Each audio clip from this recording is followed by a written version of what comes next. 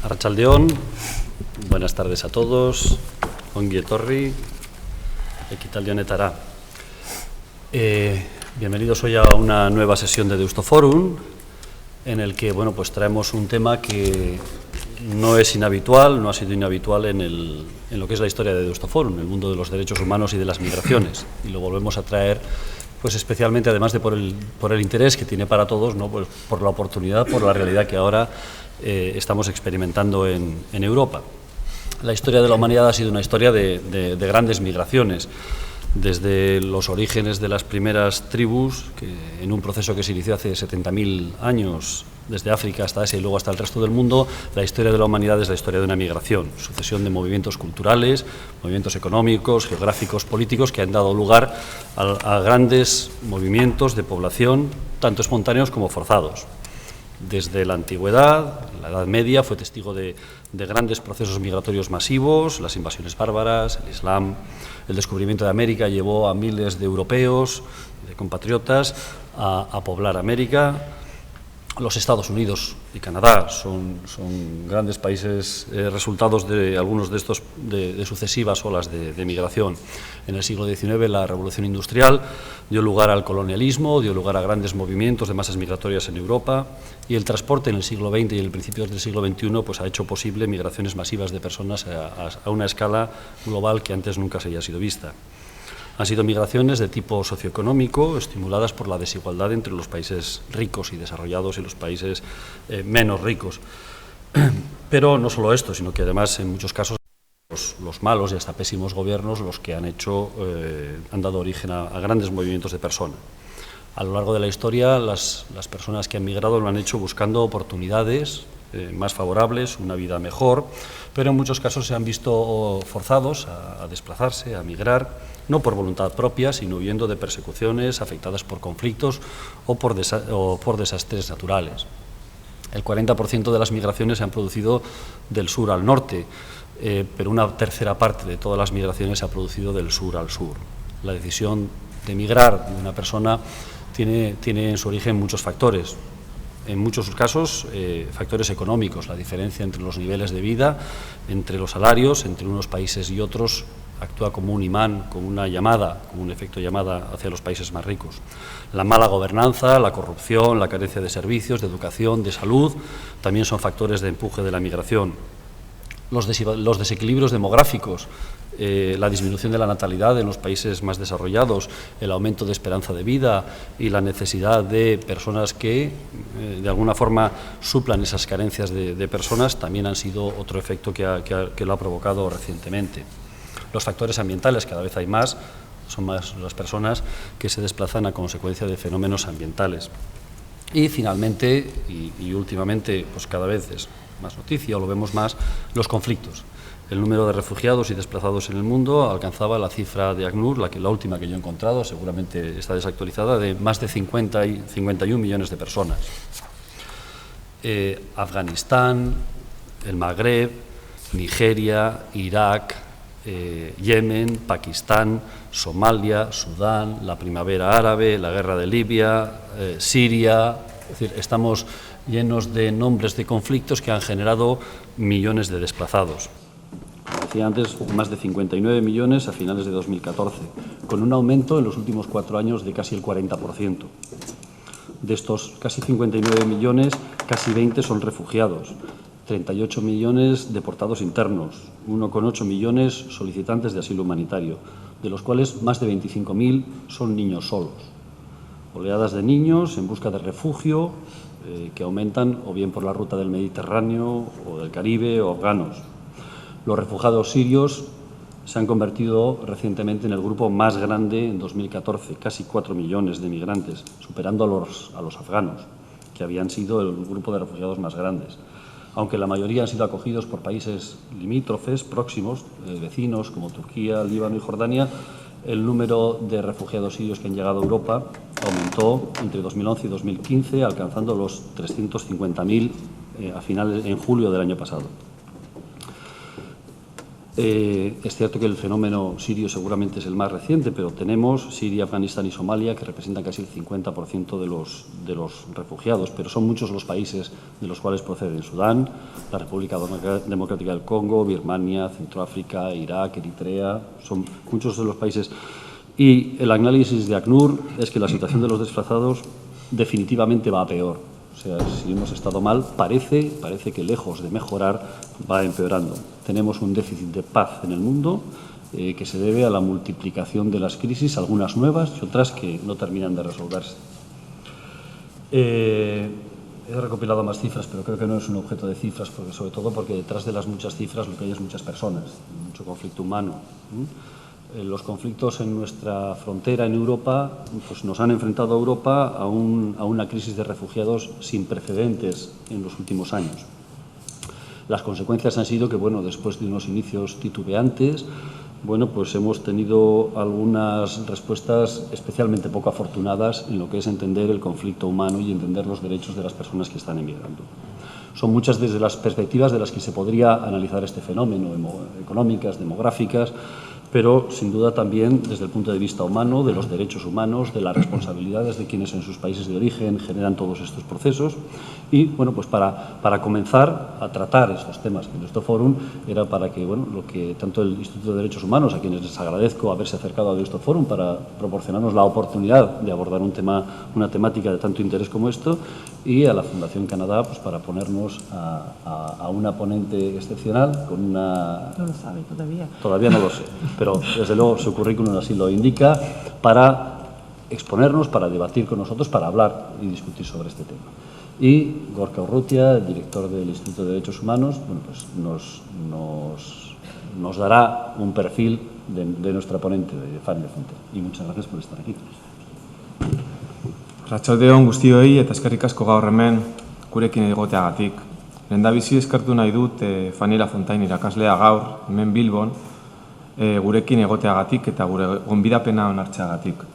Baita ere eskertu nahi dut Forum Deustoko Jose Luis del Val lehendakariari gaurko konferentzia hau antolatzeko eskaini duen erraztasunagatik. Eta azkenik Fundación Canadá eskertu nahi dut bere laguntzari eta Lafontaine irakaslea gurekin baite dago gaur. Decía que buenas tardes y muchas gracias por asistir a la conferencia de hoy. Quiero agradecer públicamente tanto a la profesora Fanny Lafontaine, al presidente del Forum Deusto, José Luis del Val, y a la Fundación Canadá por su colaboración para que hoy estemos aquí, en esta conferencia. La invitada de hoy sigue la estela de otra serie de visitas que hemos recibido en los últimos años en el marco de colaboración que el Instituto de Derechos Humanos mantiene con la Fundación Canadá. Concretamente, el año pasado fue el profesor Pierre Bosset quien nos visitó para, en el marco de un seminario del Instituto de Derechos Humanos, y en el 2014 contamos con el filósofo y sociólogo Gerard Bouchard, que también impartió una conferencia en este mismo foro y que, nos dejó unos gratos recuerdos. Es así que hoy contamos con la profesora Fanny Lafontaine, profesora de Derecho de la Universidad de Laval en Quebec. Tiene un enorme currículum, como bien ha indicado José Luis del Val, está recogido en la página web de la propia universidad. Yo simplemente voy a destacar algunos de los aspectos más relevantes que me parece que son los más pertinentes para la conferencia de hoy. La profesora Lafontaine, además de impartir Derecho Internacional Penal, Derechos Humanos y Derecho Internacional Humanitario, ejerce como abogada y es miembro del Instituto Quebecois de Estudios Internacionales. Además, en la misma universidad es fundadora y directora actualmente de la Clínica en Derecho Internacional Criminal y Derecho Internacional Humanitario. Actualmente, además, es titular de la Cátedra de Investigación de Canadá sobre Justicia Internacional Penal y los Derechos Humanos. Obviamente tiene una carrera académica bastante dilatada, pero también ha ejercido profesionalmente en el campo de la protección y la defensa de los derechos humanos. Es así que previamente ha desarrollado parte de su carrera profesional como asesora especial en la Oficina del Alto Comisionado de Naciones Unidas para los Derechos Humanos en Ginebra. También ha trabajado como asistente especial al presidente de la Comisión Internacional de Investigación para Darfur y también como abogada en el Centro de Justicia Global en Río de Janeiro, entre muchas otras actividades profesionales. La profesora Lafontaine tiene publicada numerosos artículos académicos y libros, algunos de ellos. Voy a destacar algunos de los temas que recogen en estas publicaciones. Cuestiones como genocidio, crímenes contra la humanidad y crímenes de guerra en los tribunales canadienses, que es una de sus principales especialidades, la contribución de la justicia internacional penal para la paz y el desarrollo, la justicia transicional, la interacción entre la justicia internacional penal y el derecho de los refugiados, el tema que nos trae hoy aquí, fundamentalmente, y otros muchos más. Asimismo, ha impartido numerosas conferencias en diferentes universidades de Canadá, en Haití, universidades de Argentina, en Suiza, impartiendo cursos de Derecho Internacional Humanitario en el Comité Internacional de la Cruz Roja, en universidades también en Italia, en Líbano y en España. De hecho, viene a impartir una serie de conferencias en Valencia con nuestros colegas del Instituto de Derechos Humanos de la Universidad de Valencia. Yo no me quiero extender mucho más con su currículum. Yo creo que con esto ya tenemos un poco un panorama bastante completo de su perfil. Y sin más, lo que quiero es agradecer a la profesora Lafontaine por estar aquí hoy y le cedo la palabra para que nos ilustre con sus palabras. Es que ricasco, Fanny. Gracias, gracias. ¿Esto ya? Sí, sí está. ¿Ya está? Sí. Bueno. Buenas tardes. Es un placer inmenso estar acá con vosotros. Quiero agradecer al Deustoforum, que es un verdadero honor de estar aquí. Gracias a ustedes, señor Del Valle, por haber invitarme. Gracias al Instituto y a ti, Gorka, por todo. Quiero agradecer también a la Fundación Canadá, Marisa Cales, que está aquí, que me ha acompañado en toda esta larga visita, pues bien corta al final, visita a España con mucha energía. Muchísimas gracias, Marisa. Gracias también a la Embajada de Canadá. Gracias, Laura, por estar acá, que han contribuido a mi visita aquí. Es un honor de estar con vosotros. Gracias por estar aquí. Perdona que mi español no sea tan bueno, mi castellano, mejor dicho, ¿no? Veremos. Tenía ganas de que retiren la foto, así que mejor con el PowerPoint. A ver, ha dicho José Luis muchas cosas sobre migraciones masivas. El tema del cual yo quiero hablar hoy es el tema de migraciones masivas, pero en contexto más de lucha contra la impunidad. O sea, lo que vemos en las migraciones forzadas que hemos visto, que vemos ahora con el conflicto en Siria, otros conflictos, son resultados de guerras o de situaciones de graves violaciones de derechos humanos. Así que las migraciones masivas de las cuales voy a hablar hoy día son más las que son forzadas. Refugiados o desplazados internos, pero en este caso más refugiados que llegan a fronteras externas, o de fronteras de otros países, por causas de persecución o causas de guerra o de conflicto armado. Lo que vemos en estas migraciones masivas, que no son recientes, y tú lo has dicho muy bien, desde hace siempre, y lo vemos después del segundo conflicto mundial, por ejemplo, migraciones masivas de refugiados, de personas que huyen conflictos y graves violaciones de derechos humanos, y la cuestión que enfrentan todos los estados que los reciben siempre es la misma. En estas oleadas de refugiados, ¿quiénes son los buenos refugiados y quiénes son los malos? O sea, se esconden dentro de esas olas de refugiados, criminales de guerra, otros criminales que no deben ser beneficiadores del estatuto de refugiado o de asilo. Entonces es un poco el contexto sobre el cual voy a hablar un poco hoy día, es esto. La preocupación de los estados, como que sea España o Canadá o todos los de Europa, en recibir los refugiados propios, los buenos refugiados, los que sí huyen la persecución o la guerra, y al mismo tiempo de encontrar los que se esconden dentro de esas oleadas de refugiados, los que han cometido crímenes graves que no deben beneficiar del estatuto de refugiado. Lo que se ve, y yo soy jurista y voy a hablar claro un poco de derecho, lo que se ve hoy en el derecho internacional son obligaciones complementarias que vienen de dos ramas del derecho.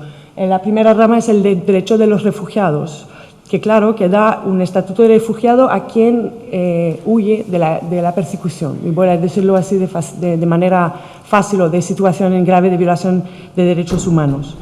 Entonces, esta gente sí benefician del Estatuto de Refugiado, pero la Convención, todo el derecho internacional de los refugiados, también previste que no se podría dar el Estatuto de Refugiado, o que tiene que excluirse del Estatuto de Refugiado los que existen motivos fundados para considerar que han cometido un crimen internacional.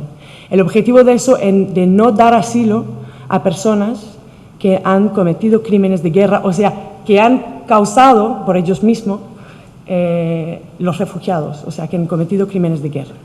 Entonces, en el derecho internacional de refugiado tiene un poco esta relación ambigua entre el principio de humanista, diría, de dar asilo a los que sí necesitan asilo, pero al mismo tiempo de no abusar este derecho de asilo para darle a personas que no lo deberían obtener.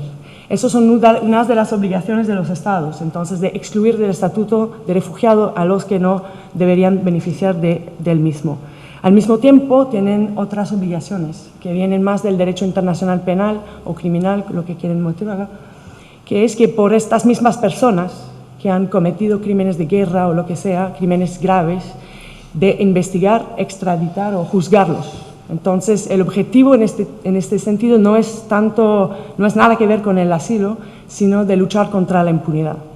Tenemos entonces dos ramas de derecho internacional que dan obligaciones a los Estados. Obligaciones que son complementarias, pero que al final tienen objetivos muy distintos. Y lo que vamos a ver hoy, de manera espero que no sea tan técnica, es un poco el hecho de que los Estados, al final, enfrente de dos tipos de obligaciones tan importantes, la como la otra, que tienen un interés mucho más grande en no dar asilo a personas que han cometido crímenes internacionales, mucho más interés en eso de que actuar sobre sus obligaciones en derecho penal. Entonces, lo que vemos es, por ejemplo, en Canadá, políticas que se llaman no safe haven o no asilo seguro, ¿no? ¿Cómo lo traducir? Algo así. No safe haven, que es políticas de Estado que al final es para decir que, por ejemplo, criminales de guerras no serán bienvenidos en Canadá o en cualquier país que sea. Lo que vemos ahora es un poco una broma de referencia al oeste, ¿no? Los cowboys. Wanted, sabe que los queremos wanted, queremos dead or alive, pues normalmente eso es cuando un criminal se está buscando, ¿no? Para buscarlo, para enjuiciarlo o matarlo, lo que sea. Lo que vemos es un poco el contrario. En este momento en Canadá, como en otros países, lo que vemos no son deseados para enjuiciarlos, sino unwanted o no deseados. Entonces, lo que quieren hacer los Estados y lo que hacen, mucho más que nada, en frente de obligaciones, como dije, que son complementarias, es mucho más de expulsar de sus fronteras personas que han cometido crímenes de guerra, por ejemplo, de que enjuiciarlos. Entonces, eso que vamos a hacer hoy un poco en contexto de migración masiva, lo que vemos son refugiados de verdad, pero también personas que han creado las condiciones para la crisis de refugiados. Y estas personas hay obligación de luchar contra la impunidad de estos crímenes.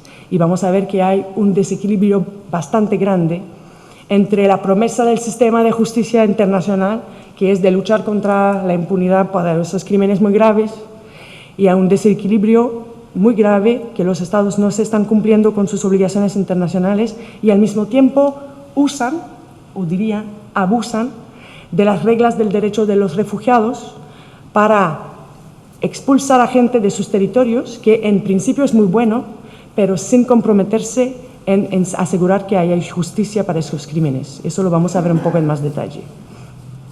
Entonces, esas son fotos, por ejemplo, de un programa de Canadá que ha puesto de verdad fotos así. Yo lo he puesto por preocupación de presunción de inocencia.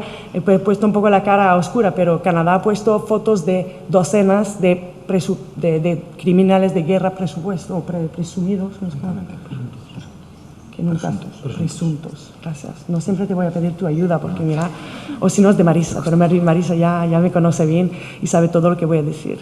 Entonces, fotos así de wanted, criminales de guerra, pero en vez de buscarlos para enjuiciarlos, les buscaban para expulsarlos de Canadá. Cuando digo expulsar, no es extraditar, no es mandar a otro país, pero que sean enjuiciados en otros territorios, sino solo expulsarlos. Así que el no safe haven deviene algo muy relacionado al interés del Estado propio, en vez de cumplir con las obligaciones de un Estado en una lucha global contra la impunidad por los graves crímenes. Así que lo que propongo hacer de manera rápida así es de presentarles un poco el desarrollo de este concepto de justicia penal internacional de manera bastante rápida, pero decirle un poco de dónde viene esta idea de derecho internacional que castiga a gente, que es muy único, y un poco plantearles lo que son los crímenes que nos interesan, un poco la historia de los tribunales internacionales, eso lo haré bastante rápidamente. Después entramos en el papel, el rol de los Estados en esta lucha contra la impunidad y este concepto de justicia universal que se conoce bien en España, que fue debatido bastante. A lo mejor en el periodo de pregunta entraremos un poco en esto. Yo propongo hacer una presentación bastante general del tema, pero claro que hubo muchas cosas en relación al tema de la justicia universal en España y es interesante este papel en este sentido. Entonces, justicia penal internacional lo hacemos rápido.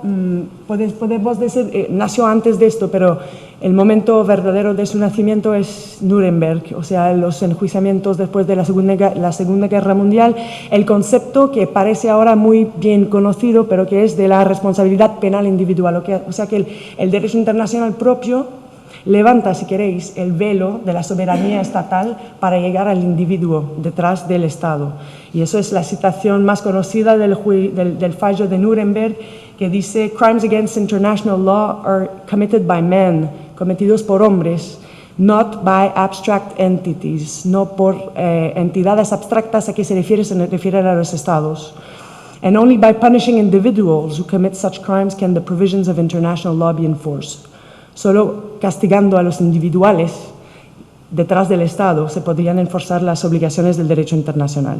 Eso es el punto de parte, si queréis, de la justicia internacional penal, y era de verdad una revolución, porque el derecho internacional público solo se interesaba a los Estados, sino los individuos no eran sujetos de derecho, tampoco tenían derechos, más o menos, si queremos ponerlo así de manera general. Así que desde este momento hubo un desarrollo, pero fulgurante, ¿se dice? Me gusta la palabra en francés, fulgurante, un poco superhéroes.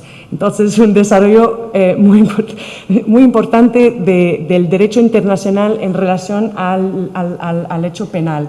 De lo que hablamos son crímenes que ya se conocen muy bien, a cuáles se refieren en los periódicos. Lo que propongo hacer es darles un poco de básico de derecho, lo que son en derecho. Entonces, genocidio, lo que vemos son fotos difíciles de ver del genocidio en Ruanda. Genocidio es un acto que puede ser muchas cosas: matanzas, violaciones, torturas, con la intención de destruir total o parcialmente a un grupo, pero un grupo bien específico, que son 4 protegidos por el derecho internacional: grupos nacionales, étnicos, raciales o religiosos. Así que se ve que en esta definición se excluyen grupos que podrían ser víctimas de una intención de destruir, por ejemplo, grupos políticos, sociales o relacionados a su género. Entonces, es una definición adoptada en el 1948, muy bien estricta, o sea, está criticada, pero es eso el derecho internacional. Entonces, el genocidio, lo que distingue el crimen del genocidio, por ejemplo, un asesinato normal, es esta intención de matar con la intención específica de destruir a un grupo. Entonces, cuando hablamos de justicia, hablamos de justicia internacional, hablamos de genocidio, de crimen de lesa humanidad, que son los mismos actos: asesinato, violación, desaparición forzada, lo que sea, crímenes muy graves, pero que lo que hace un crimen normal de asesinato a un crimen internacional es que se parte de un ataque generalizado o sistemático contra una población civil.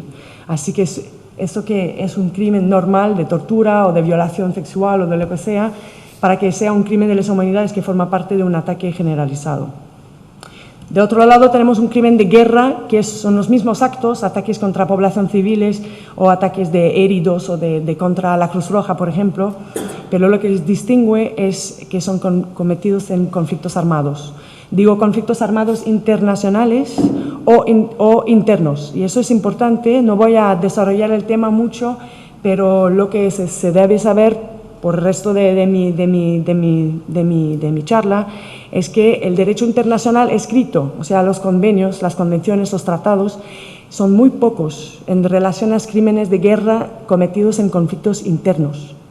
Y si ven al mundo ahora, guerras civiles son mucho más comunes de que conflictos armados internacionales.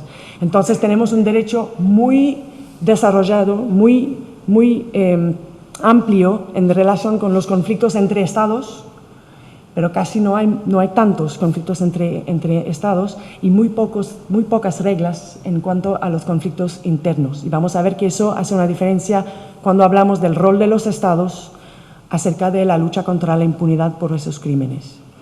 Claro que en todas sus cabezas, lo veo mirando a vosotros, que se hablan, sí, pero ¿qué del terrorismo? Y el terrorismo es un poco interesante en derecho internacional porque no tiene definición. Así que se habla cada día del terrorismo, pero la verdad es que no se sabe lo que es. No hay tratado internacional sobre terrorismo, hay tratados, una docena más o menos de tratados que hablan de actos de terrorismo, bombardeos o kidnapping o lo que sea, pero el terrorismo por sí mismo no se sabe lo que es. Bueno, en derecho, pero claro que se sabe. Entonces no hay como una unanimidad entre los estados para definir el crimen, así que no hay un tratado tampoco. Pero sí existe y también existen obligaciones por los estados, pero eso lo que vamos a ver ahora es que las obligaciones del derecho no son tantas en relación a la lucha contra la impunidad. Así que muy rápidamente, en frente a esos crímenes, lo que hemos visto son creaciones de tribunales internacionales. Ya se sabe la existencia, por ejemplo, del Tribunal Penal Internacional por el Ruanda, la de la antigua Yugoslavia, que fueron creados para luchar contra la impunidad de los crímenes cometidos en esos conflictos de los medios de los años 90. Y en medio de los años 90 también fue creada la Corte Penal Internacional, que es permanente, que es baseada en La Haya. Lo que se debe destacar por esta conferencia es que la jurisdicción de esta Corte es bastante limitada. En el mundo ahora tiene 123 estados que son partes del Estatuto de Roma, que creó la Corte. 123 y somos 193 estados ahora en el mundo, así que faltan bastantes estados, 70, y dentro de estos hay poderosos estados como los Estados Unidos, India, Rusia, China, casi toda Asia falta que no está parte entonces la Corte es así limitada que tiene jurisdicción sobre los estados, sobre los territorios de los estados partes, así que hay grandes partes del mundo donde no tiene jurisdicción. O otra condición, y no entro todo en detalle, pero si un estado está parte y su nacional comete un crimen fuera de su territorio, ya la Corte tendrá jurisdicción. Lo que quiere decir, hay otras condiciones que yo paso. Lo que quiere decir es que el tribunal existe, pero que al final tiene un espacio posible de impunidad donde la Corte no puede actuar. Y eso es importante destacarlo. Otra cosa que quiero mencionar antes de llegar al papel de los estados es que esta Corte Internacional, que está ahí de manera permanente para juzgar a los criminales de guerra u otro, es baseada sobre este principio que está escrito ahí en el fondo, en la parte baja de la pantalla, que es la complementariedad. Así que la Corte solo va a ejercer su jurisdicción, solo va a actuar cuando los estados, cada estado del mundo, los que tienen jurisdicción, no actúan o no investiguen y no juzgan a los criminales de guerra. Así que es una Corte de último recurso. No es una Corte que pueda actuar en muchos países y tampoco lo va a hacer cuando un Estado lo pueda hacer. Así que solo va a actuar cuando un Estado, ni hay un Estado que lo hace o lo hacen mal, sin voluntad o sin capacidad. Así que es un tribunal que tiene un papel importante, pero que al final solo va a poder juzgar un infinito número de personas. Lo que quiere decir es que el futuro de esta lucha contra la impunidad, de esta justicia por los crímenes internacionales de genocidio, crimen de lesa humanidad, todo eso, es sobre los hombros de los estados. Son los estados que tienen la responsabilidad o las obligaciones, veremos en un momentito, de usar sus tribunales para luchar contra la impunidad, porque el Tribunal Internacional solo se encargará de pocos casos. Así que es importante que nos recordamos de esto, que todo el futuro de la lucha contra la impunidad está en los tribunales nacionales de cada estado. Así que si lo pongo así de manera, yo quería mostrarles mis talentos así de técnicos. Entonces, que si ven el sistema de justicia penal internacional como un juego de pelota o un juego de balón, no sé cómo se dice acá, balón, pelota, de fútbol, y que el balón de fútbol es el acusado, el criminal de guerra, que tiene una cara muy triste ahí en la pantalla. Está aquí en Canadá o en España el estado de detención, que lo pongo un poco de términos técnicos, pero bueno. El estado de detención lo tiene el criminal de guerra y el juego es de no dejar caer la pelota. O lo puede mandar en su estado de nacionalidad, y no se preocupen demasiado con los términos técnicos, pero o lo manda sin dejarlo caer en su estado, de donde es nacional, o lo manda en el estado territorial, o sea, donde el crimen fue cometido, o si lo deja caer, pues mira quién está, la Corte Penal Internacional, ¿vale? Eso es el sistema, así que no puede dejar caer la pelota.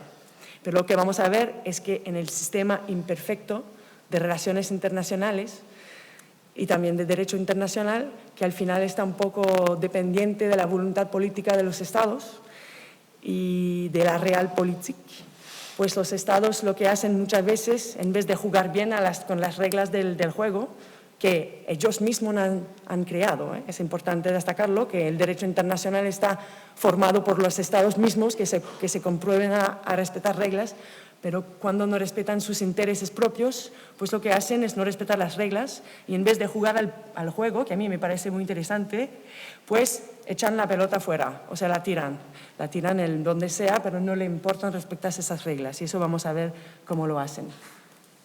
Entro ahora en esta idea de que el juego de pelota, o sea, la idea de que cada estado tiene una responsabilidad en ese sistema de lucha contra la impunidad, pues uno de estos principios que ayuda a cumplir esas obligaciones es esa idea de justicia universal, justicia sin fronteras o jurisdicción universal, que tiene la definición acá esencialmente, que es la capacidad por cualquier Estado de someter a sus propias leyes unos hechos respecto a los cuales carece de cualquier vínculo de conexión territorial o nacional y de atribuir a sus tribunales la capacidad de conocer de los mismos.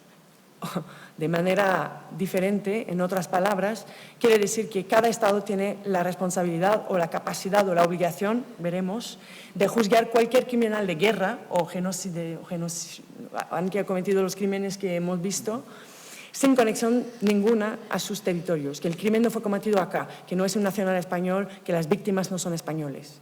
Es una manera de decir que los crímenes que hemos visto juntos son crímenes no solo contra víctimas individuales, sino contra la comunidad internacional en su conjunto. Así que cada miembro de la comunidad internacional, cada Estado, tiene la responsabilidad de luchar contra la impunidad por esos crímenes. Eso es la idea de la justicia universal. Y cuando ven el juego de pelota que hemos visto juntos, quiere decir que si la pelota cae, tiene la Corte Penal Internacional, pero también si la pelotita o el criminal de guerra se va a España, pues no puede, porque aquí hay leyes. Y bueno, aquí había leyes y veremos, pero bueno, la idea es de que en cada estado donde se encuentre un criminal de guerra, que no habrá impunidad, que no habrá refugio, y eso es la idea. Pero lo que vemos es que esta promesa del sistema internacional es muy linda, pero que la verdad, y JUAI quiere decir jurisdicción universal, las obligaciones light, un poco, y lo he puesto así para, no sé, referir al Coca-Cola o no sé qué, pero bueno, Pepsi-Cola light, obligaciones light. Entonces tenéis una promesa de un sistema internacional que se basea sobre las obligaciones de los estados, pero al final un derecho internacional muy incompleto. Lo que tenemos son obligaciones en algunos tratados de extraditar o juzgar. Así que si ven el criminal de guerra que llega a un territorio cualquiera, que sea Canadá o España o lo que sea, estados tienen una obligación de o extraditar a otro país para que sea juzgado en otro país el acusado o el sospechoso, o de juzgarlo en sus propios tribunales. Es una obligación muy fuerte, porque claro, quiere decir que no se puede solo expulsar. Y pensamos en estas olas de refugiados que llegan, lo que hacen los estados, y lo vamos a ver un poco más tarde otra vez, pero lo que hacen los estados es expulsar la gente que son sospechosos de haber cometido crímenes sin juzgarlos o extraditarlos. Pero hay tratados internacionales que sí previsten estas obligaciones de o juzgar o extraditar, pero el problema es que son muy pocas. Lo he puesto acá, los convenios que sí tienen estas obligaciones son por la tortura, las infracciones graves, que es crímenes de guerra en conflictos armados internacionales. ¿Se acuerdan de que hemos mencionado un poquito antes que los conflictos son internos más que todo? Entonces, obligaciones para tortura, crímenes de guerra cometidos en conflictos armados internacionales y de desaparición forzada. Por todos los otros crímenes que hemos visto juntos, genocidio, crimen de lesa humanidad, crímenes de guerra cometidos en guerras civiles, no hay obligaciones claras. Hay derecho consuetudinario, mejor no, Marisa, gracias, que hace una semana que practico la palabra y la verdad que no consigo. Consuetudinario, ¿ve? Gracias. Ya. Vale. El derecho, que es un derecho escrito, que todos los estados están obligados a respetarlo, eso es un derecho como de costumbre internacional, sí permite a los estados ejercer con la competencia universal, la jurisdicción universal, pero no los obliga. Así que hay un desequilibrio bastante grande entre esta promesa de un sistema internacional que va a luchar contra la impunidad y que cuenta con los estados para hacerlo, y las obligaciones fuertes o verdaderas del derecho internacional. En realidad, no tendría que hacer nada de diferencia. O sea, les podría contar que, por ejemplo, ¿cuál es la diferencia entre un crimen de guerra cometido en una guerra internacional y un genocidio? Pues en gravedad no hay diferencia, ¿verdad? Entonces, los estados no deberían basarse en obligaciones inexactas o desequilibradas para justificar inacción en relación, por ejemplo, al genocidio en comparación con otros crímenes para cuales sí hay obligaciones. Pero lo que vemos es que sí, he escondido la cara de este señor, que espero que tiene una vida buena ahora, pero eso es un miembro del gobierno de Canadá, podría ser cualquier miembro del gobierno de cualquier país del mundo. Y es Canadá porque eso era la política anterior, veremos si ahora se mejora. La justificación es que porque no haya obligaciones claras en el derecho, pues los políticos usan este hecho para justificar no usar sus leyes, aunque existen, de no usar sus leyes para enjuiciar a criminales de guerra que sí se encuentren dentro de sus territorios. Así que vemos las citaciones en francés y no me he arriesgado a traducirlas, pero Canadá no es responsable para enjuiciar a los criminales de guerra. Y los políticos entonces justifican sus inacciones frente a docenas de criminales de guerra que se encuentran dentro de las fronteras de Canadá para no enjuiciar a estas personas. O, por ejemplo, Canadá no es la ONU. Este tema lo hemos escuchado también en España y en Alemania y en otros países, baseado por parte en las faltas del derecho internacional, no solo, pero en parte. Entonces, la justicia universal, claro que es complicada, cuesta bastante dinero. En Canadá hemos tenido dos, aquí han tenido más, es un tema muy interesante en España. En Canadá un enjuiciamiento, un fallo que ha llegado hasta la Corte de Apelación cuesta más de 4 millones de dólares canadienses, o sea, 3 millones de euros. No sé, el dólar canadiense está bajando cada día, así que no sé, a lo mejor son. Entonces tenéis un caso, un ruandés, por crímenes cometidos en Ruanda hace 20 años, con víctimas ruandesas. Y el gobierno pone 4 millones de dólares y tiene que justificarlo. Entonces, los estados tienen mucha excitación a usar los recursos públicos para crímenes que son difíciles de justificar frente de su electorado, el pueblo. Pero cuestan también mucho. La prueba es complicada. Se habla de crímenes cometidos en otros países. Entonces, ¿dónde se encuentra la prueba? Se encuentra en el territorio ruandés, por ejemplo. Es muy complicado.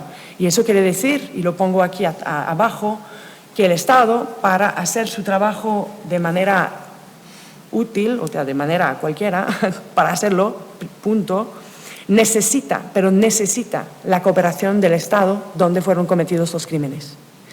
Y eso parece fácil, pero no lo es. En contextos políticos complicados, pues si un Estado como Canadá, por ejemplo, quiere enjuiciar a un señor de Ruanda que fue enemigo del gobierno actual, pues bien, a lo mejor el gobierno ruandés sí va a cooperar.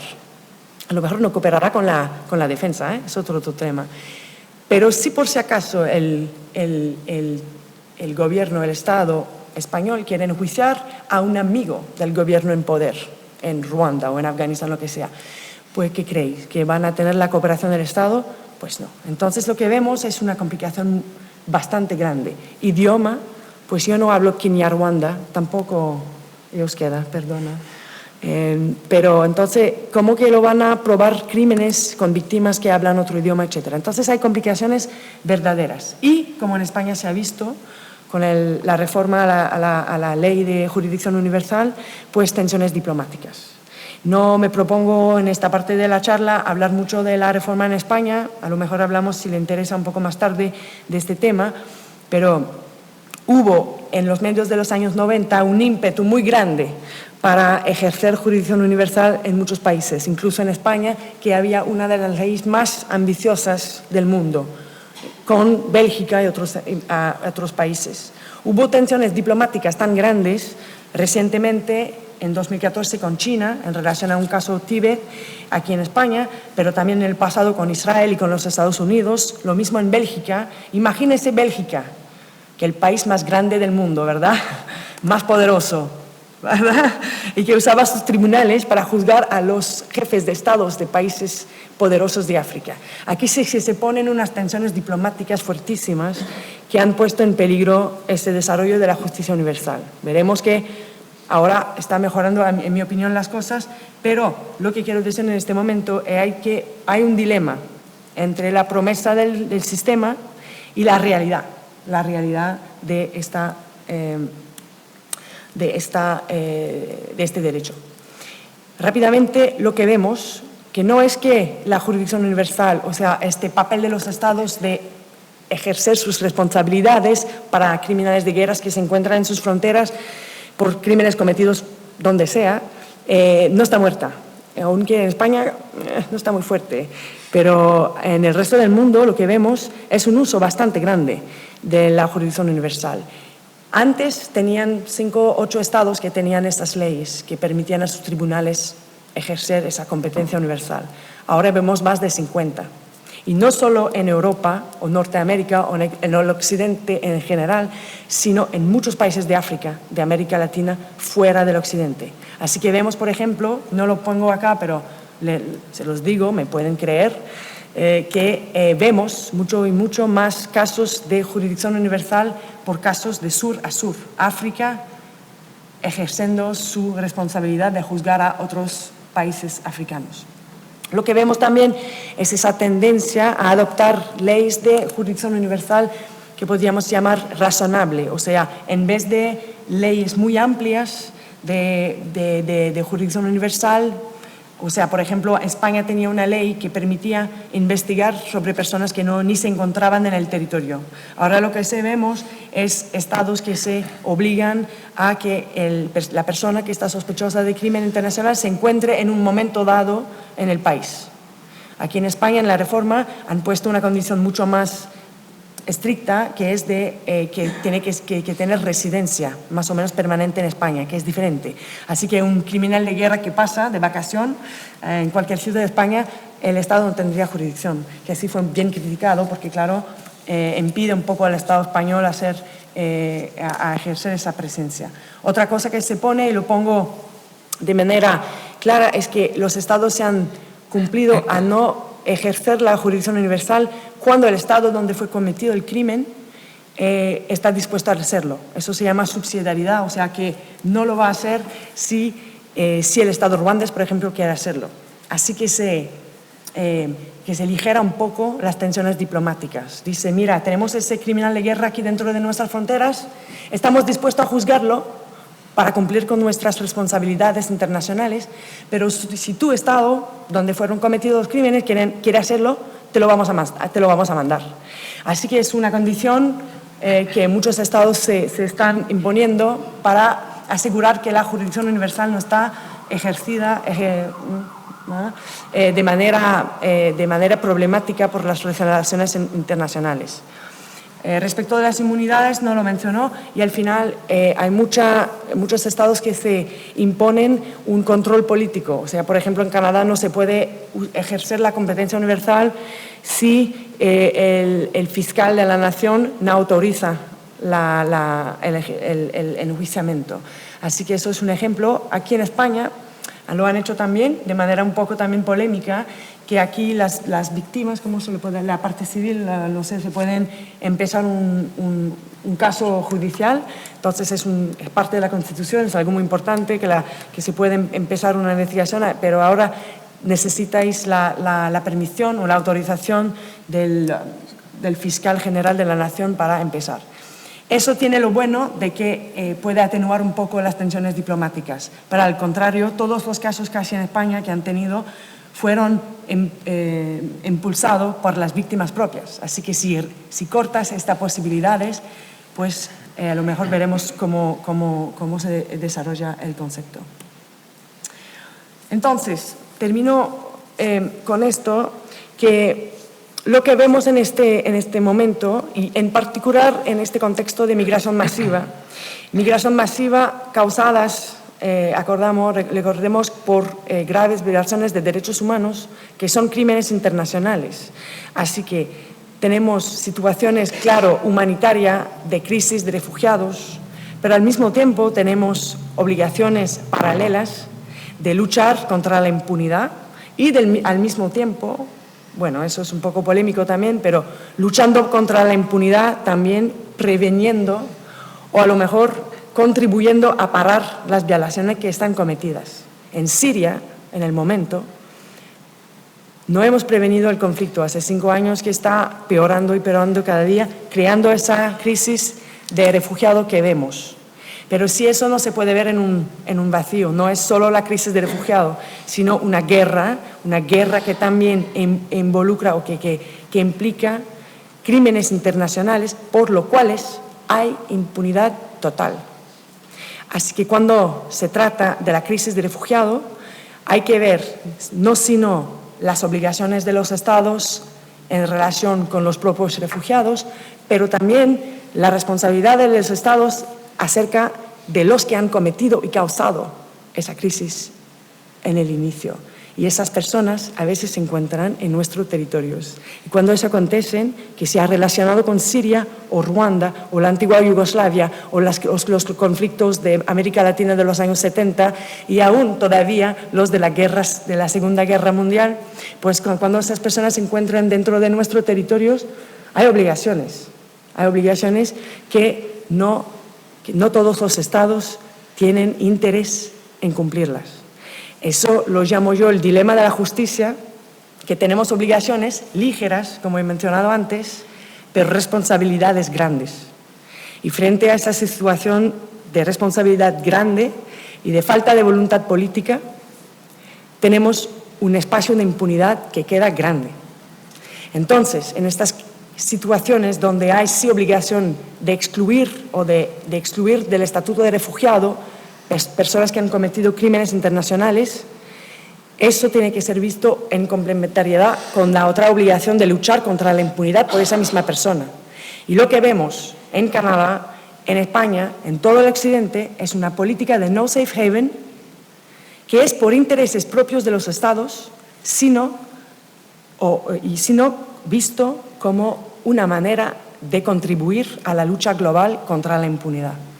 Así que tenemos que mover de una política de no safe haven, de asilo seguro, de no querer ofrecer asilo a refugiados que no lo son, que eso es muy bueno, pero no solo esto, pero también de ver las otras obligaciones complementarias en relación contra la lucha contra la impunidad. Y en el momento no vemos eso. Vemos estados que sí están muy contentos de excluir la gente, incluso refugiados adecuados, por razones de decir seguridad nacional, que no queremos amenazar la seguridad nacional, no queremos criminales de guerra dentro de nuestros territorios, que eso es muy bien, o sea, no de excluir los buenos refugiados, pero los malos sí. Pero no es solo eso, que al lado de estas obligaciones hay otras obligaciones que son las de luchar contra la impunidad. Y eso hay que hacerlo porque en el momento la falta de responsabilidad o de imputabilidad por los crímenes internacionales contribuye a los conflictos armados que causan las crisis de refugiados que estamos viviendo ahora. Muchas gracias por su atención.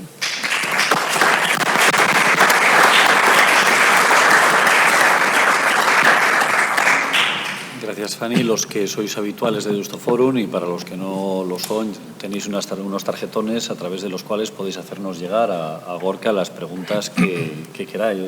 Gorka las leerá, se las planteará a Fanny y a partir de ellas iniciaremos un diálogo. Pero seguro que Gorka puede empezar mientras llegan las primeras. A mí hay una cosa de las que estabas comentando a lo largo de la conferencia, que la has mencionado y bueno, saca un poco por ahí, el problema de la opinión pública, ¿no? Sobre todo, bueno, pues la voluntad política de Estados, digamos, para luchar contra la impunidad, para, digamos, encausar a criminales de guerra, etcétera, ¿no? Y ahora que lo estabas mencionando con relación a, digamos, a la inmigración masiva, a la llegada de refugiados, yo creo un poco también por lo que estamos viendo en Europa, ¿no? Sobre todo más en países como Alemania, donde sí que han recibido más refugiados que aquí, y el rechazo que se está dando por parte de la opinión pública. Yo la verdad que me genera un poco como de desesperanza en pensar en que pueda haber una voluntad política por parte de algunos estados de luchar contra estos criminales de guerra, cuando ni siquiera se están atreviendo, digamos, a recibir refugiados, ¿no?, en sus propios países.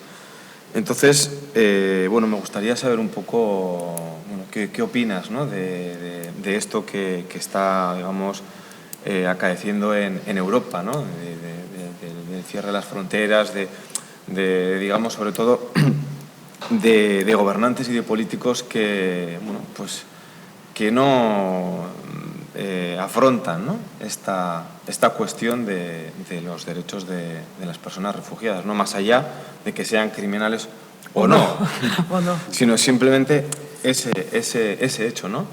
Y cómo, bueno, pues cómo afrontar, cómo salvar esas dificultades que se nos plantea, sobre todo con la opinión pública, ¿no? Lo vemos en nuestro día a día, vamos, con familia, con amigos, etcétera, ¿no? Imagino que es algo que en Canadá igual también pasa. Os queda un poco más lejos, el Mediterráneo, ¿no? Pero bueno, me gustaría saber un poco, sí, bueno, pues, tus reflexiones respecto a estas dos cuestiones, ¿no? Gracias. Pues Canadá está lejos, tenemos el lujo de estar un poco fuera de la crisis de los refugiados, pero el nuevo gobierno ha decidido de dar la bienvenida a más de... Y voy a contestar a tu pregunta, no te preocupes, que no estoy como una política que va hacia allá del tema. Pero Canadá se ha comprometido a recibir más de 25.000 refugiados sirios en 3 meses. Desde la elección del nuevo gobierno hasta ahora han llegado más de 22.000. La razón por que te digo esto es que en el debate público hubo muchas preocupaciones. O sea, sobre este hecho mismo de seguridad nacional y qué vamos a hacer con estos refugiados, cómo asegurarnos que no son criminales de guerra, etcétera. Entonces, esa situación también acontece en Canadá, aunque seamos mucho más lejos del debate. Pero creo que en la relación con la opinión pública, es que al final la gente, bueno, tienes razón que toda la opinión pública acerca de los derechos de los refugiados y de darse la bienvenida a esos refugiados es un tema, ¿no? Acerca de la lucha contra la impunidad, pues creo que la opinión pública en general está favorable. Es difícil convencerles que hay que poner mucho dinero para hacerlo, pero cuando se ven los conflictos armados fuera y el sufrimiento de las víctimas, creo que el público está en favor de asegurarse que no está dando asilo a estas personas. Así que una vez que ha entrado al territorio, una persona que sí hay razones de pensar que ha cometido un crimen, yo creo que la opinión pública está favorable a la lucha contra la impunidad. Ahora, Canadá, por ejemplo, y otros países, lo que hacen, y eso está bien, es de prevenir que entren en el territorio. Así que de filtrar fuera de las fronteras, claro, los que han cometido crímenes internacionales que no deberían entrar en el país. Y eso se hace bastante bien, de una manera casi abusiva, porque hay refugiados propios, o sea, los buenos y los malos. Hay los buenos que sí son excluidos porque hay una sospecha, pero muy grande, acerca de muchas personas. Así que eso los tratados los están haciendo bastante bien, excluir antes de que lleguen a fronteras, cuando puedan. No estoy hablando de olas de refugiados ahí, eso lo hacen muy bien. Pero siempre hubo refugiados malos dentro de olas de refugiados buenos. Llegaron a Canadá después del segundo conflicto mundial docenas. Y hubo una comisión de investigación que lo ha confirmado, no me creen yo, pero hubo una comisión de investigación en 1987 que ha confirmado que después del segundo conflicto mundial ha llegado más de centenas de criminales de guerra nazis en Canadá, dentro de las oleadas de refugiados. No quieren decir que son todavía peligrosos o un peligro para la seguridad nacional, sino que han cometido crímenes graves. Y eso siempre va a pasar, con todas las medidas de seguridad que pueden tomar los estados, y en este momento no eran tan buenas, ahora son bastante buenas, pues siempre habrá. Y en este momento, cuando sí se identifican a crímenes de guerra, creo que el público está en favor de asegurarse que no haya impunidad. Yo creo. No sé qué opinan, pero yo creo. Bueno, pues justo hay una pregunta que va por ahí. No sé si igual planteo primero esta y luego las otras, que yo creo que se pueden agrupar. Esta lo que plantea es cuál es el porcentaje de personas refugiadas con posibilidades de ser criminales de guerra. ¿Esto no opacaría a la mayoría de refugiados buenos y los políticos y las políticas de acogida? Claro, el porcentaje es muy pequeño. La verdad, en las olas de refugiados ahora son muy pocos los miembros de grupos armados. O sea, normalmente, y mientras en Siria, por ejemplo, todavía están peleando, o sea, todavía hay conflicto, así que los que han cometido crímenes todavía lo están cometiendo en un momento. Así que ahora el porcentaje es bastante pequeño. O sea, yo creo en las oleadas más grandes de migración,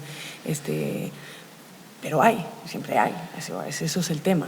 Y hay ahora en estas oleadas de pobres refugiados en barcos hay casi nadie, o sea, no hay muchos. Pero lo que va a pasar es que después de esto, los más responsables sí van a querer irse de Siria también. Y en este momento van a llegar en nuestras fronteras, que sea en Brasil o lo que sea. Entonces, no solo son que en los barcos de refugiados buenos se esconden siempre un criminal de guerra, sí se puede pasar, pero la verdad es que más después del conflicto, que no se van a quedar allí tampoco, que no hay nada para ellos tampoco. Así que, o que sean los responsables del gobierno o de los grupos de todo tipo, que se van a cruzar las fronteras y sí que van a llegar. Así que en este momento se plantea la cuestión de... Pero tenéis razón, y es un punto muy importante, que esta idea de que haya criminales de guerra dentro de las olas de refugiado afecta a la opinión pública, que ellos piensan que por la seguridad nacional hay que bloquear a toda esta gente porque quién sabe que habrá un criminal de guerra dentro. Y eso entonces no es lo que digo yo, lo que digo yo es que lo que hay o que no haya, que de todos modos estos conflictos son creados por personas que cometen crímenes de guerra y crímenes de lesa humanidad que habrá que luchar contra la impunidad.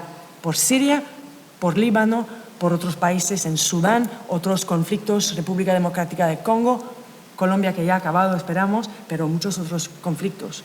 Pero sí es verdad que hay que cuidar de no dar la impresión que en esas oleadas de refugiados hay personas peligrosas que hay que excluir a toda la gente. Eso no es. Y el sistema internacional es bastante bien hecho para hacer la diferencia. Lo que pasa es cuando sí entran, porque entran a veces, los estados después no quieren hacer nada acerca de esas personas. Voy a juntar aquí dos preguntas que son un poco más operativas o más concretas, ¿no? La primera de ellas Dice, ¿qué hacen los estados para reconocer a los refugiados malos? Y la otra dice, operativamente, ¿cómo se adelantaría un juicio en un país donde no se ha cometido el crimen? Operativamente, ¿cómo se adelantaría un juicio en un país donde el crimen no se ha cometido a un individuo que hace parte de una dinámica de violencia y conflicto armado más completa? Bueno, el sistema de filtración, no sé si se diría así, de los buenos y de los malos, es distinto por cada estado, pero la mayoría del tiempo, para ser refugiado, tiene que explicar toda la historia de tu... Entonces, si hay duda, o sea, la palabra es razón, lo hemos puesto, razón... causa razonable por pensar que fue involucrado en conflicto. Así que toda la gente que fueron partes de grupos armados normalmente son excluidos, casi normal. No digo que es la regla internacional, pero los estados entonces hacen la evaluación de la proveniencia de la persona, su historia, etcétera, y hacen verificaciones para ver si hay contradicción entre sus verificaciones a los agentes estatales y después hacen una entrevista. Entonces es la manera general de ver si se excluyen del estatuto de refugiado. Bueno, depende de cada estado, o sea, a lo mejor me cuentan acá, pero eso se hace por parte del ACNUR, del Alto Comisionado de las Naciones Unidas por los Refugiados, y por parte de cada estado. Así que no es un sistema perfecto, pero recuerda que los refugiados normalmente vienen sin papeles, sin nada.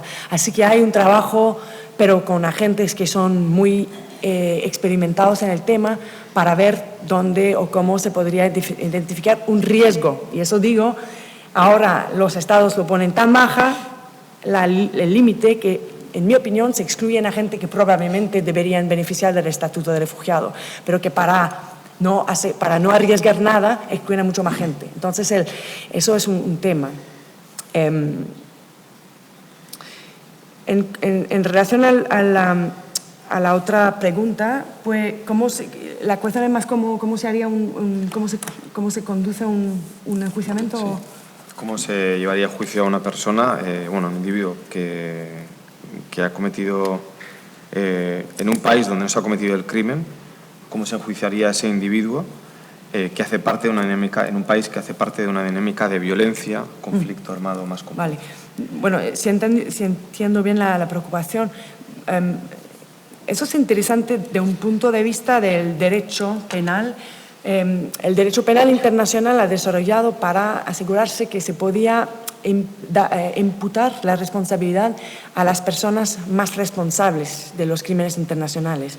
Así que si ven, y eso más complejos, hablan de un conflicto armado, violaciones masivas de derechos humanos, crímenes de lesa humanidad, genocidio, que son con millones de víctimas, como en Ruanda, pero también con millones de autores de crimen.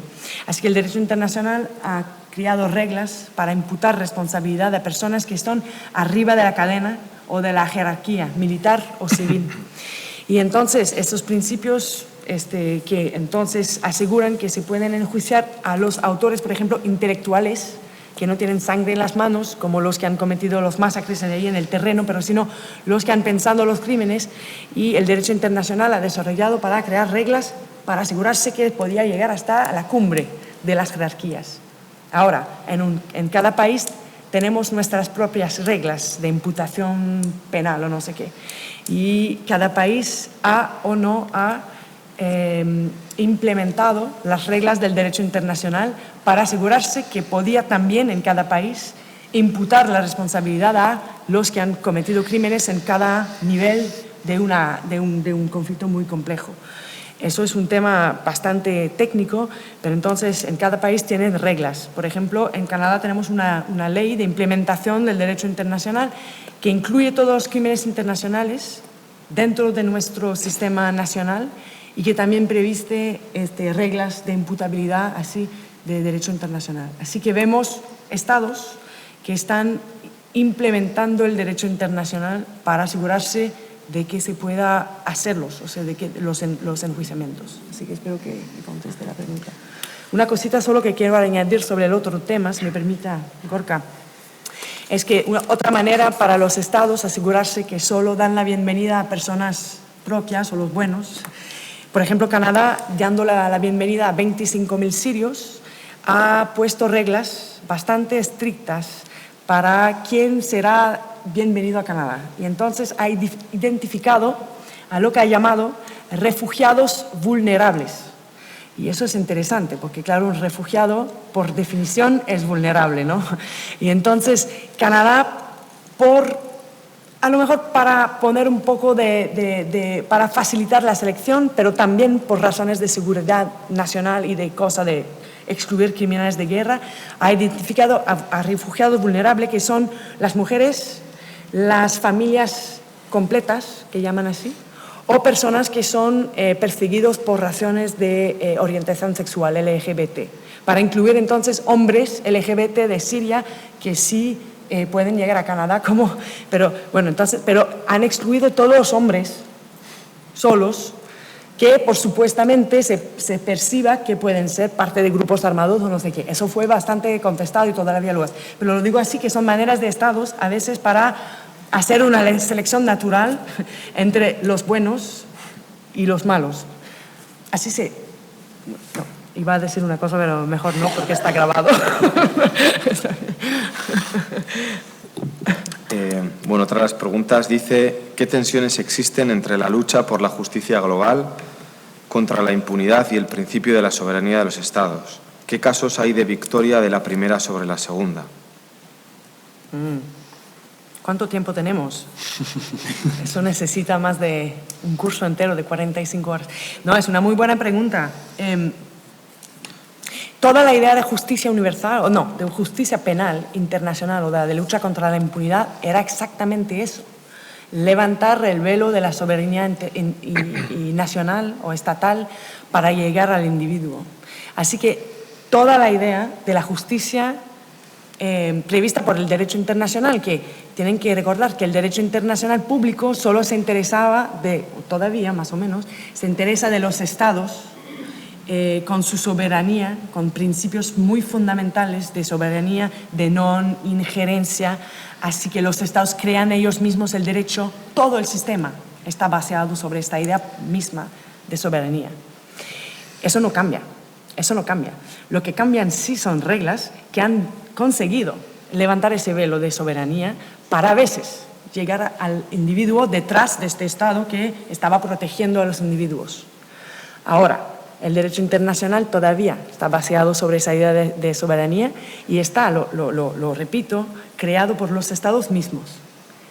Así que el derecho internacional, lo que sea, incluso el penal, está al final dependiente de la voluntad política de los Estados y está un poco víctima de este sistema que todavía está basado sobre la soberanía, así víctima, digo así, que siempre va a haber los límites de un sistema que todavía cuenta con esta idea de soberanía.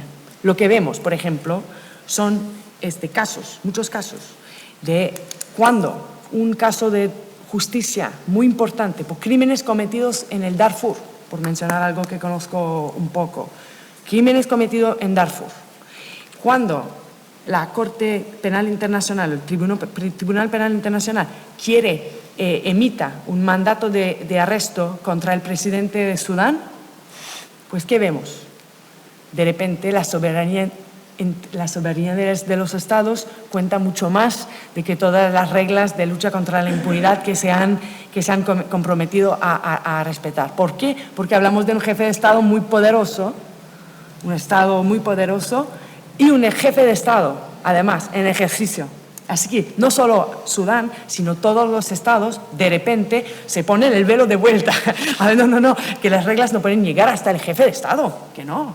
Así que vemos un poco de esto. Así que yo diría, para terminar sobre la pregunta, que es fascinante, la verdad, pero yo diría que el derecho internacional penal es el alcance o el avance, un poco los dos, me imagino, más grande del derecho internacional para alejarse un poco de este concepto fundamental de soberanía estatal. Porque por la primera vez puedes, otra vez, llegar atrás de la soberanía para llegar al individuo y ponerlo en la cárcel, que eso era una revolución en Nuremberg, lo repito. Pero todavía tiene esos límites, porque el derecho internacional todavía y por mucho tiempo está basado sobre este concepto de soberanía. Así que cuando quieres alcanzar con la justicia penal y que viene a choquear con los intereses de los estados, pues se ven muy rápidamente los límites del derecho penal internacional, del derecho internacional en general. Bueno, dos baterías de preguntas. Una dice... Baterías. Dos grupos. La justicia universal también necesita investigar los hechos. ¿Cómo funcionan las capacidades investigadoras? ¿Policías universales o sin fronteras? Y luego la otra. La justicia transicional, en sus aspectos de olvido, es contradictoria con la justicia universal. Buenas preguntas. Policía universal, ojalá que no, imagínense que ya tenemos mucho problema con de seguridad. No, es parte del problema. O sea, cada estado tiene que usar sus propios tribunales, propios métodos de investigación para ejercer la jurisdicción universal. Así que la capacidad de cada estado va a depender de los recursos que ponen a disposición de esta capacidad de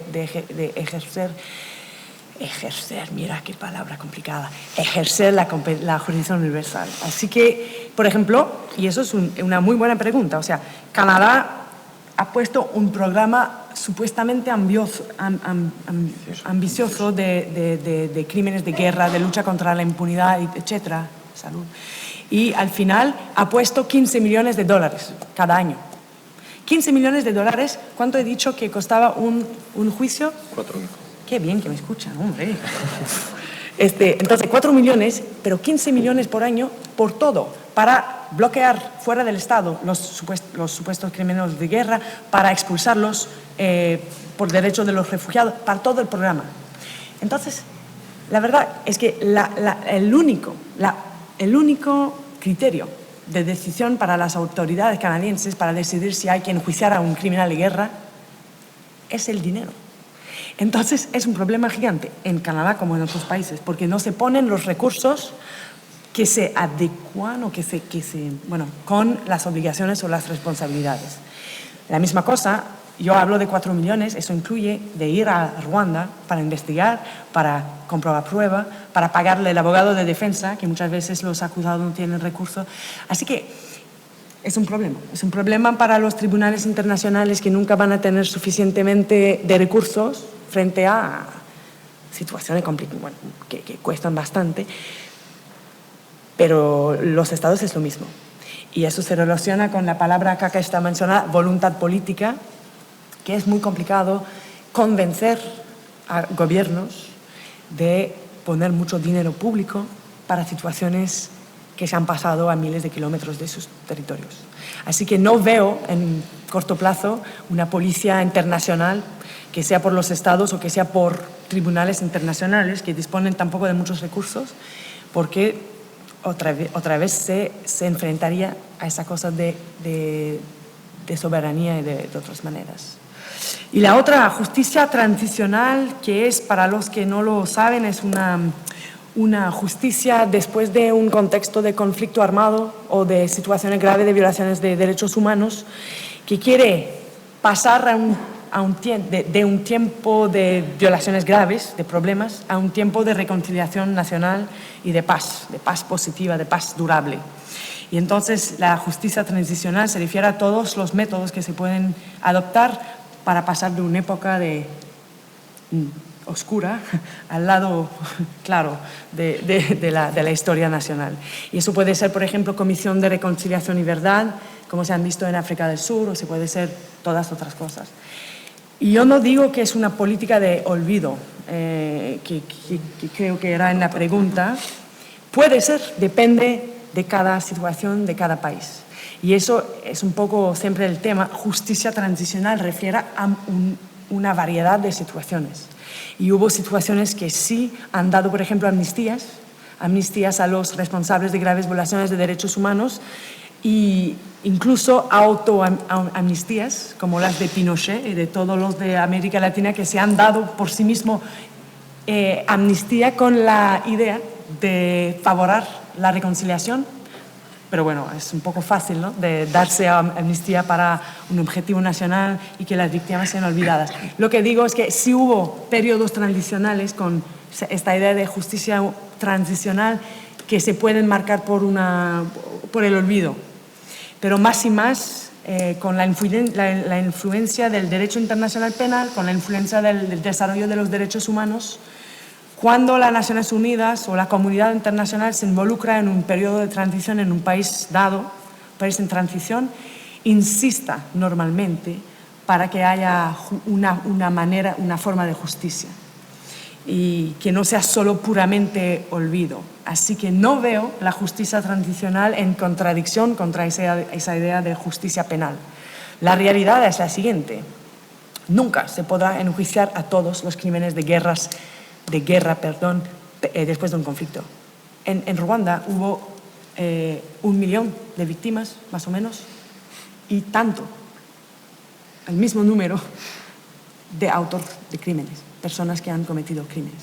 Así que, ¿conocéis vosotros un sistema judicial que podría encargarse de juzgar a 1 millón de acusados? Yo no. Y Ruanda tampoco después del genocidio. Y en Colombia, que no se habla de tantos, pero es lo mismo. En Colombia lo que vemos ahora es que no es posible de juzgar a todos los que fueron involucrados en crímenes de guerra.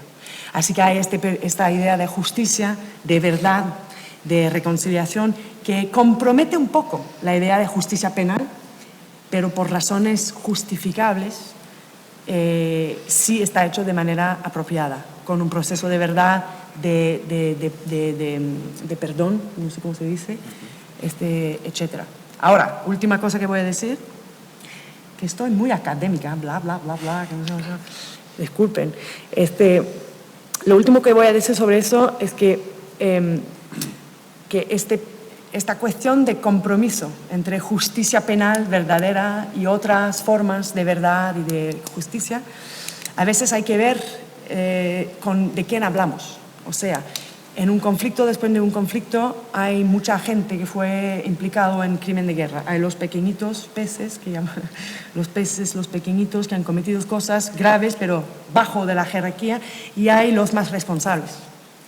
La tendencia es de dar consecuencias penales para los pequeños y para darle consecuencias muy ligeras a los más altos graves, a los más responsables. ¿Por qué? Porque a veces son parte del Estado mismo los que negocian mismo las condiciones de transición. Entonces, para contestarle bien, para que no entren en contradicción la justicia transicional con otros ideales de derechos humanos, de justicia penal, hay que inversar esa tendencia y de hacer las consecuencias penales más graves o con más consecuencia a los más altos de la jerarquía y de dejar los pequeños peces, me gusta la imagen, pero no sé si se dice bien, de dejarlos con un proceso diferente. No podemos enjuiciar a todos, pero a los que tenemos que enjuiciar son los más responsables, los autores intelectuales que sí han planeado violaciones graves de derechos humanos. Muy bien. La última pregunta ya es un poco más concreta y nos vuelve a acercar a Canadá. Dice, ¿qué procedimiento ha seguido Canadá para seleccionar a los refugiados? ¿En dónde lo ha hecho? ¿En los campos de refugiados en Jordania, en Zaatari, en Líbano? Sí, la respuesta tiene la pregunta tiene la respuesta. Si Canadá lo ha hecho en relación a Siria, lo hace exclusivamente en Jordania y Líbano, y con una cooperación muy cercana con el ACNUR, el Alto Comisionado de las Naciones Unidas por los Refugiados. Así que solo selecciona los que ya fueron seleccionados por el ACNUR y después mandan a agentes canadienses que sí hacen entrevistas allí en los campamentos o en otros sitios en Líbano y Jordania. Así que es un proceso muy específico.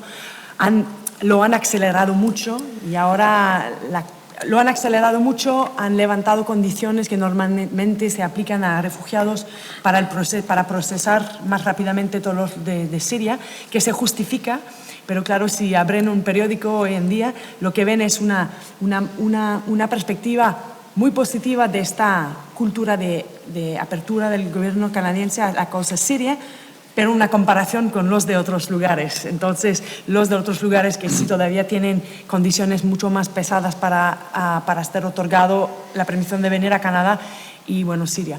A mí, en mi opinión, se justifica por la crisis y por muchas razones, pero, por ejemplo, iraquíes o otras personas que ya están en una situación muy complicada, tienen se enfrentan a condiciones mucho más pesadas en Canadá. Pero la política que se ha tomado en frente a la crisis es una que hay que dar, bueno, que es buena, en mi opinión. Pero bueno, eso es una política bien específica de la crisis siria. Bueno, yo antes de terminar sí que me gustaría también lanzarte un poco una pregunta, ¿no? Es decir, en una situación así un poco en la que los conflictos se multiplican, los conflictos internacionales, no internacionales, y en las que, bueno, pues como decías al principio, los países más importantes seguramente ni siquiera han firmado muchos de los convenios, pero pese a todo hay un mensaje positivo de que con todas las dificultades que hay, y la falta de dinero y lo difícil que es y de persecución, bueno, es decir, esto va más allá de simplemente algo cara a la galería de hemos conseguido juzgar a un ruandés de todo 1 millón, es decir, que efectivamente hay una esperanza de que todo esto y la conciencia internacional vaya avanzando. Quiere que termine sobre una nota optimista, ¿no? Yo soy una eternal optimista y gracias por la oportunidad de demostrárselo, pero creo que sí. Lo que hemos mencionado, la revolución en Nuremberg, de verdad era una revolución y solo hace 70 años, o sea, más o menos. El nacimiento de vuelta, o sea, de toda esta idea de lucha contra la impunidad es muy reciente, es de los medios de los años 90, son 20 años, nada, en la historia del mundo o en la historia del derecho internacional. Así que yo veo un desarrollo muy rápido, que a lo mejor es un poco rápido, o sea que por eso se choquea o se enfrenta con esos principios mucho más antiguos de soberanía, de no injerencia y todo, pero que vemos, y no lo he escrito pero lo digo, no vamos a volver a un periodo de impunidad como lo veíamos antes, donde un dictador o un responsable de graves violaciones se va a encontrar en una playa en Brasil o una playa en Canadá, que tenemos playas muy bonitas. Hay mucha gente que viene por las playas de Canadá, como se sabe, ¿no? Y entonces las playas de Canadá llenas de criminales de guerra, no lo creo, que ya. Si no vemos mucha acción por el momento, o sea, vemos. Bueno, déjame mencionar 2 cosas, yo sé que estoy abusando del tiempo. Primero, vemos más y más casos y menos conflictos. Aunque vemos conflictos muy graves, la verdad es que hay mucho menos conflictos ahora que hubo hace 50 años. Eso es documentado por muchos. Eso es un hecho que no conocemos y ahora estamos enfrentando una crisis y algo muy complicado, pero en general creo que yo sé que hay menos conflictos en el mundo. Segundo, vemos muchos países con leyes, como vemos, de lucha contra la impunidad y más casos. Así que yo creo que sí hay razones de ser optimista y no vamos a volver a este periodo de impunidad absoluta. Si no se encuentran en todas las cárceles del mundo, a lo mejor se encuentra esta idea de lucha contra la impunidad en la retórica, en el discurso. Ni se pasa un día, y yo se lo digo, tienen que creerme otra vez, pero no se pasa un día en los periódicos donde no se habla de impunidad y de lo que hay que hacer con los autores de graves crímenes. No se habla del conflicto de Siria sin hablar de impunidad. No se habla de los conflictos armados en África sin hablar de impunidad. Se habla mucho, se actúa un poco en el momento, pero quiero que esa es la dirección a donde vamos, que sí se encuentra al menos en el discurso público, en el contexto y en la realidad de las relaciones internacionales. Yo creo que al final se va también a concretizar en los sistemas judiciales de cada país. Muchísimas gracias, Fanny. Ya hemos agotado un poco el tiempo. Muchísimas gracias a la Fundación Canadá, muchísimas gracias al Instituto de Derechos Humanos por hacer posible que hoy estuvieras aquí hablando sobre este tema. Será un tema sobre el que seguiremos hablando. En el mes de marzo en Deustoforum tendremos una conferencia para entender la historia contemporánea del Oriente Medio y de los conflictos y el origen un poco de todo esto. En el 6-8 de julio tendremos una conferencia sobre migraciones internacionales, sobre integración y justicia social en Europa, que podrán recoger unos pequeños folletos a la salida. Yo creo que es un tema que a todos nos impele tanto personalmente como continente, como país y en Europa en este momento especialmente porque seguramente los conflictos están cada vez más cerca y los vivimos más cerca. Muchísimas gracias, Fanny. Muchísimas gracias a todos. Gracias.